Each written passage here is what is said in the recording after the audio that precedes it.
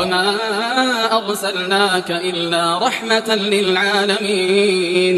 Kemudian bab birrul walidul musyrik, bab berbuat bakti kepada orang tua yang musyrik. Jadi kalau mendoakan itu nggak boleh. Mendoakan sekali lagi mendoakan minta ampun ya, karena bahasanya tadi minta ampun. Tapi kalau mendoakan hidayah itu sangat boleh. Ya. Jadi ketika kita menginginkan kebaikan kepada orang tua yang masih memiliki keyakinan yang salah, apakah musyrik, ya, menyekutukan Allah, ataukah kemudian orang tua yang munafik, yaitu berpaham liberal, ya. Jadi kalau ada lihat orang jilbaban sebel gitu kan, atau orang tua yang non muslim sekalian, agamanya jelas-jelas beda, maka mendoakan hidayah itu sangat baik, bahkan ditekankan sekali gitu kan. Maka pada bab yang ke-13 ini kita membahas tentang bagaimana kalau kemudian orang tua itu masih musyrik, masih kafir gitu kan. Wa an abi Sa'ad wa an abihi Sa'ad ibni Abi Waqqas, dari bapaknya yaitu Sa'ad bin Abi Waqqas, beliau berkata, qala nuzilat fi arba'u ayatin min kitabillahi ta'ala,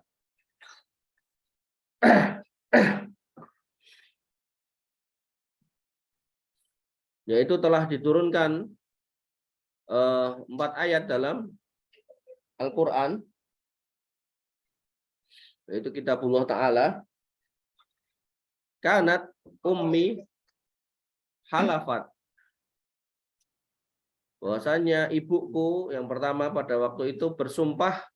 Ini cerita yang sangat masyhur ya, dan memang ini riwayatnya sahih ya, jadi ini sangat pantas untuk kita renungkan, untuk kita hayati, yaitu bahwasanya ibuku waktu itu bersumpah Allah ta'kula wala tasroba hatta ufariqa Muhammadan sallallahu alaihi wasallam. Ibuku bersumpah nggak mau makan dan nggak mau minum sampai aku, ya, meninggalkan Nabi Muhammad sallallahu alaihi wasallam. Artinya tidak lagi beriman kepada Nabi Muhammad SAW. Jadi Sa'ad bin Abi Waqqas ini termasuk sahabat yang sangat mencintai ibunya. Lalu ibunya ngomong, kamu kok jadi pengikut Muhammad? Maka ketahuilah wahai anakku, aku nggak mau makan, nggak mau minum kalau kamu belum meninggalkan Muhammad SAW. Kemudian fa'anzalallahu azza wa jalla, maka atas perbuatan tersebut atau atas kejadian tersebut Allah Subhanahu wa taala menurunkan ayat wa in jahadaka ala antusrika bima laisa laka bi ilmun wala tutihuma wa sahibhuma fid dunya ma'rufa. Sekiranya, ya, orang tuamu itu bersungguh-sungguh kepada kamu, meminta untuk kamu menjadi musyrik lagi atas apa yang kamu nggak punya ilmu di dalamnya, ya. Artinya musyrik itu bukan perkara yang sepele gitu kan. Fala tuti'huma, maka jangan pernah taati mereka, baik bapakmu atau ibumu yang minta, tapi kata Allah Subhanahu wa taala wa sahibhuma fid dunya ma'rufa. Temani atau perlakukan mereka di dunia dengan cara yang ma'ruf. Itu ayat yang pertama. Jadi ada 4 ayat yang turun terkait hubungannya saat Ibni Abi Waqqas dengan ibunya. Kemudian wastaniyah, kemudian yang kedua, inni kuntu akhadtu saifan ajabani. Aku pernah mengambil pedang yang aku sukai. Kemudian fakultu ya Rasulullah, aku berkata wahai Rasulullah, habli hada, berikanlah pedang ini kepadaku.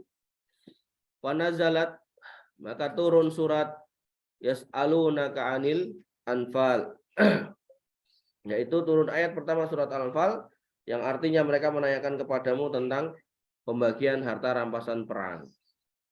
Ya, jadi ada 4 surat turun terkait dengan Abu Sa'ad bin Abi Waqqas. Yang pertama tentang ibunya tadi, ini berkaitan dengan judul bab ini. Kemudian yang kedua tentang Itu rampasan perang. Ketika Sa'ad bin Abi Waqqas meminta pedang dari rampasan perang, maka turun ayat yas'alunaka 'anil anfal. Kemudian wasalisah, kemudian yang ketiga, inni maritu, aku waktu itu sedang sakit, fa'atani, kemudian aku mendatangi Rasulullah Shallallahu alaihi wasallam, fakultu, dan aku berkata kepada beliau, ya Rasulullah,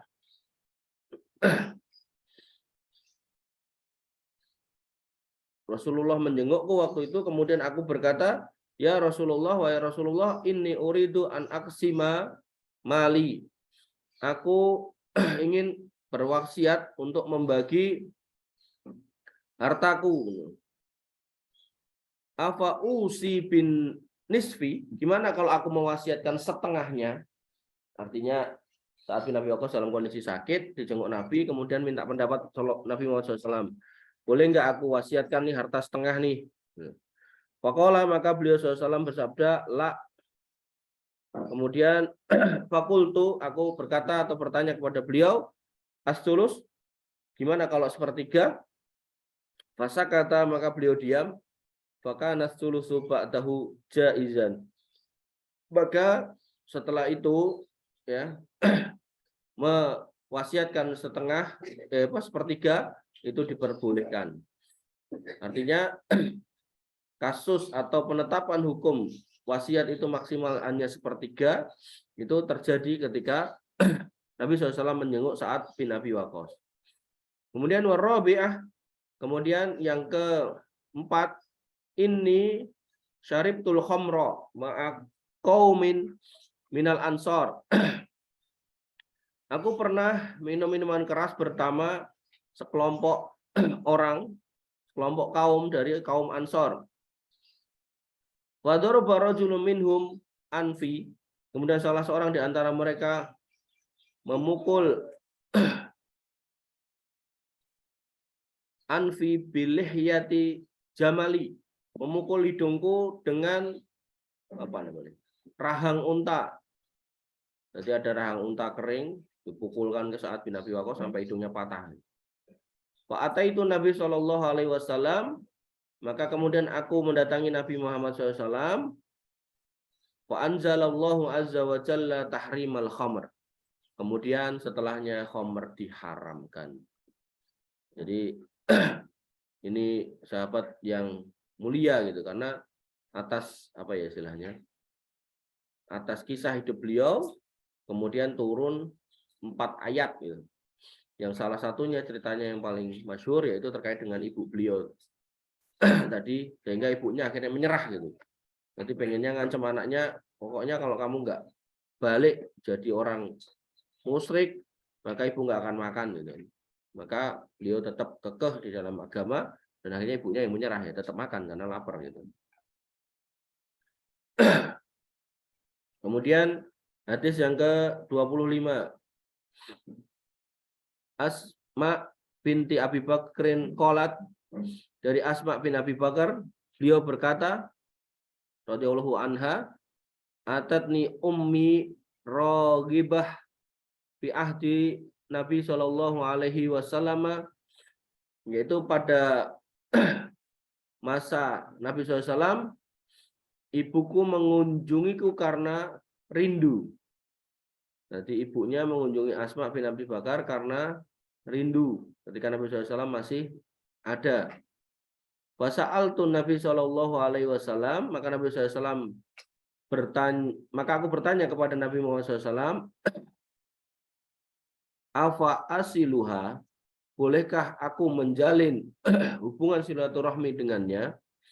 Artinya ibunya pada waktu itu masih belum menerima Nabi Muhammad SAW gitu kan, artinya masih menjadi orang musyrik gitu. Qala, maka beliau bersabda, na'am, iya, boleh gitu. Qala Ibnu Uyainah mengatakan, fa anzalallahu azza wa jalla fiha, kemudian atas kejadian ini Allah Subhanahu wa taala menurunkan ayat, la yanhakumullahu 'anil ladzina lam yuqatilukum fid din wa lam yukhrijukum min diyarikum an tabarruhum wa tuqsitu ilaihim. Lanjutan ayatnya, yaitu tidak ada larangan buat kamu, la yanhakumullahu 'anil ladzina lam yuqatilukum, kepada orang yang tidak melakukan peperangan kepada kamu, tidak memerangi kamu, tidak menganiaya kamu fiddin terkait dengan urusan agama, walam yukhrijukum min diyarikum, dan dia juga tidak mengusir kamu dari kampung-kampungmu, antabarruhum wa tuqsitu ilaihim, untuk kamu berbuat baik dan berlaku adil kepada mereka, ya. Sehingga ayat itu berkaitan dengan Asma binti Abi Bakar yang kemudian bersikap baik kepada ibunya yang menemui Asma bin Abi Bakar karena rindu. Wa nabiyyin azani Allah wa iyyakum. Kemudian hadis selanjutnya, wa Abdullah bin Dinarin, dari Abdullah bin Dinar, qala, beliau berkata, sami'tu Ibnu Umar yaqul, aku mendengar Ibnu Umar berkata, Ro'a Umar radhiyallahu anhu khullatan siyaro'a tibain.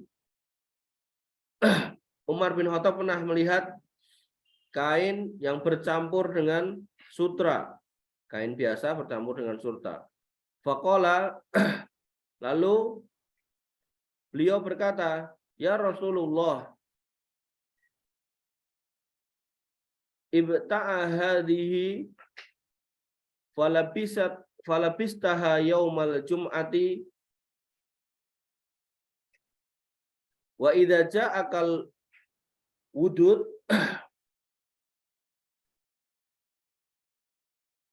ibta' hadhihi falbasha yaumal jum'ati wa idza ja'akal wudud. Wahai Rasulullah, belilah mantel ini dan kenakan ketika hari Jumat.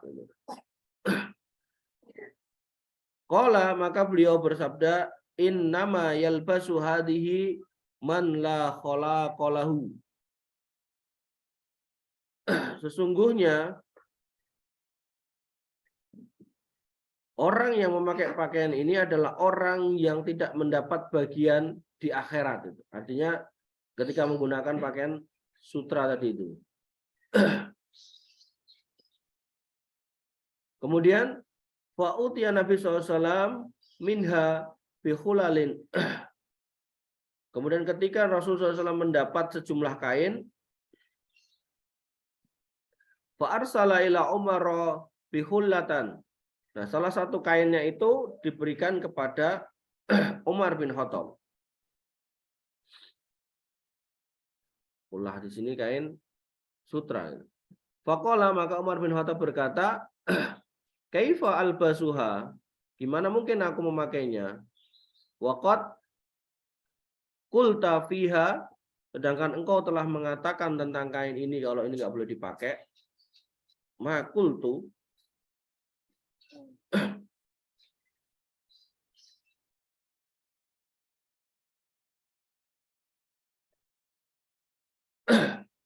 qala, maka beliau bersabda, inni lam a'tikaha litalbasaha. Aku nggak ngasih ini buat kamu untuk kamu pakai. Walakin, tapi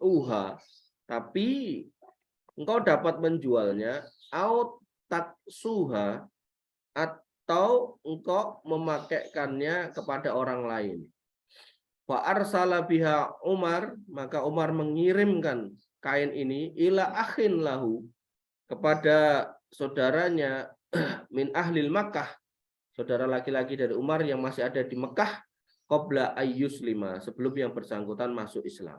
Ya, kalau hadis-hadis sebelumnya tadi terkait dengan ibu yang masih musyrik, ini kepada saudara yang masih musyrik, Umar bin Khattab menghadiahkan kain sutra yang nggak boleh dipakai oleh seorang muslim, tapi boleh diberikan kepada saudaranya yang masih belum menjadi Islam.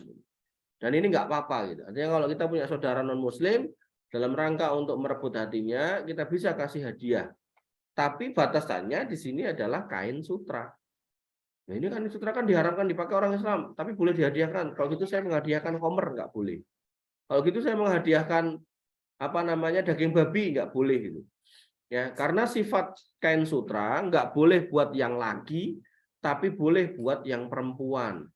Sehingga seorang muslim laki-laki boleh membeli sutra asal nggak dipakai. Itu sama kayak emas. Laki-laki nggak boleh pakai emas, tapi boleh beli emas. Nah, emasnya yang dibeli mau dikasihkan istrinya boleh, dikasihkan orang kafir dari keluarganya boleh, ya, atau dikasihkan orang tuanya juga boleh.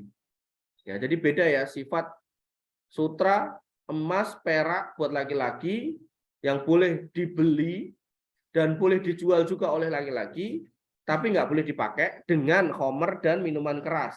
Jangan sampai nanti ada yang mengkiaskan. Nah, ini hadis ini membolehkan Umar Nabi bahkan menyuruh untuk menjual si sutra ini, lalu kemudian berarti boleh orang Islam jualan daging babi, daging anjing, nggak boleh gitu. Nah, ini Umar disuruh memberikan sutra yang nggak boleh dipakai kepada saudaranya yang bukan Muslim dilakukan dan itu terjadi pada saat Nabi dan nggak apa-apa gitu kan. Berarti boleh menghadiahi paman kita yang masih kafir minuman keras, ini nggak boleh ya. Sekali lagi kias ini lebih cocok untuk digunakan kepada emas dan perak buat laki-laki. Jadi laki-laki mau beli emas boleh, mau beli perak boleh. Jadi pedagang emas boleh, pedagang perak boleh gitu kan. Selama nggak dipakai. Ya.